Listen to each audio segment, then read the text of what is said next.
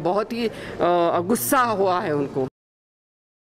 चलिए, ये कांग्रेस के गलियारू में बात। अब बात कांग्रेस के गलियारू में कुछ मुस्बत की जाती है। बताया जाता है कि जब कुर्सी न हो तो लोगों की बात की जाती है, जब कुर्सी में होते हैं तब लोगों की बात याद नहीं होती है।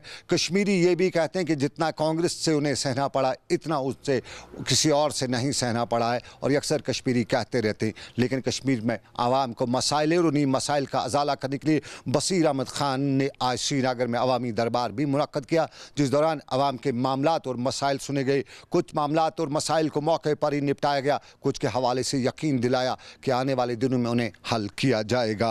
श्रीनगर में बसीर अहमद खान की मीटिंग, लेकिन और मामलात में एंटी करप्शन ब्यूरो की छापामारी। यूं तो कश्मीर में छापामारी आम सी बात है, कल भी छापामारी हुई थी, कल एनआईए की छापामारी, आज एंटी करप्शन की छापामारी। और एंटी करप्शन की ये छापामारी त्राल की चंद्रीगाम त्राल के इलाके में हुई थी, और बताया जाता है कि हाउसिंग डिपार्टमेंट, डेवलपमेंट डिपार्टमेंट के एक जूनियर इंजीनियर के घर पे छापामारी हुई। और साफ जाहिर है एंटी करप्शन एसीबी की छापामारी जब होगी तो मामला करप्शन का होगा। अगर एसीबी ने इस हवाले से तफसीलात फराहम नहीं की, लेकिन माना जा रहा है कि कोई करप्शन का मामला है और उसी हवाले से ये छापामारी हो रही थी। और छापामारी के साथ साथ आपको बताते चलें, सरपंच पंचायतों की बात की जाती है तो बांडीपोरा में एक सरपंच के अपने आप को फांसी देकर अपनी ज़िंदगी के खात्मे करने की खबर भी है। बताया जाता है कि ज़िरगाम में यहाँ के पंचायत जावेद अहमद डार ने को आज अपने घर में मुर्दा पाया गया और उसे अस्पताल भी ले जाया गया,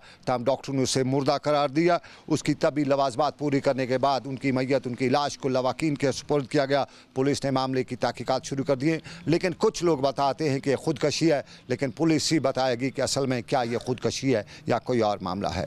लेकिन राजौरी में पीएचई यानी जल शक्ति डिपार्टमेंट में काम करे मुलाजमीन, आर्जी मुलाजमीन ने काम छोड़ हड़ताल शुरू कर रखी है।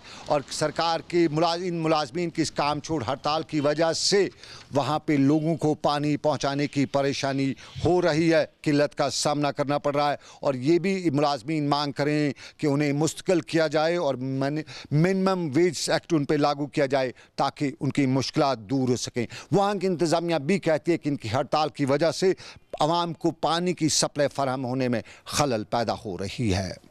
60 महीनों से हमारी पेंडिंग वेजेस पड़ी हुई है, रेगुलर पॉलिसी जो है वो 20 साल से पड़ी हुई है। यहाँ पे एक कहा गया कि यूटी बनाने के बाद आपको इंसाफ मिलेगा, लेकिन मैं ये कहता हूँ कि एक पाई के बराबर जो है यहाँ यूटी का हमें फ़ायदा नहीं है। हम जहाँ के थे वहीं पे हैं, वही भूखशी का शिकार हैं। हमारे बच्चे तालीम से महरूम हैं। सरकार कहती है बेटी पढ़ाओ बेटी बचाओ, कहाँ से पढ़ाएं कहाँ से बचाएं, लेकिन ये हमारे साथ खिलवाड़ हो रहा है। इस खिलवाड़ को आप बर्दाश्त करने के हम काबिल नहीं। एक तो ये है कि 17 मार्च 2015 से पहले before cut date of ban जिनको लैंड के केस वालों को अपॉइंट किया आर्डर इशू है उनको सैलरी मिलेगी। दूसरा, 17 मार्च 2015 से पहले जिनके 12 वोचर हैं या 6 वोचर हैं, पहले 12 वोचर थे, अब 6 वोचर की बात आई थी कोरोना की वजह से। अब दोबारा उन्होंने कहा नहीं, बार फाइनेंस ने 12 वोचर जिनके हैं उनको पे दे दो। अब वही हम स्क्रूटिनाइज कर रहे हैं, अभी टाइम तो लगेगा। पेड वोचर जो है वेजेस का, उसके लिए बाकायदा फंडिंग हेड है, वेजेस का हेड है। उसमें जब होगा, जब ट्रेजरी में जाएगा उसका बिल, जब ट्रेजरी से पास होगा बैंक में जाएगा उसके खाते में।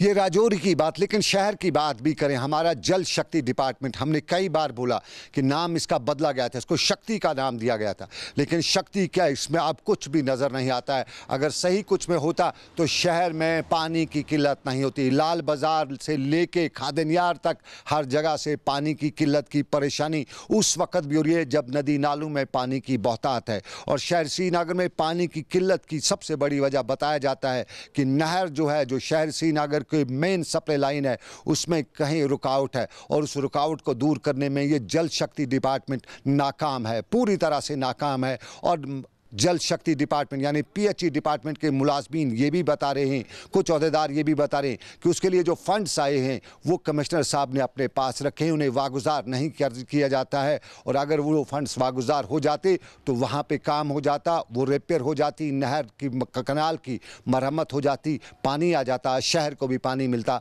मामला सुलझ जाता। लेकिन कहते हैं कि बड़ा बाबू सेक्रेटरीट में रहते हुए कैसे गरीब आवाम की फरियाद सुन पाएगा, क्योंकि उसको तो बोतलों वाला पानी मिलता है, नल के पानी का उसके लिए क्या वैल्यू है। और इसी मामले को लेके अवाम परेशान, और श्रीनगर में भी यही लोग कहते रहते हैं। लेकिन आपको याद दिलाना चाहेंगे, दर्द ज़ह में मुब्तला खातून सरेरा बच्चे को जन्म देने का वाक़ा ये कश्मीर में नया नहीं है। कलारूस लोलाब की एक खातून पिछले साल 2019 में अस्पताल के सहन में उसने बच्चे को जन्म दिया था।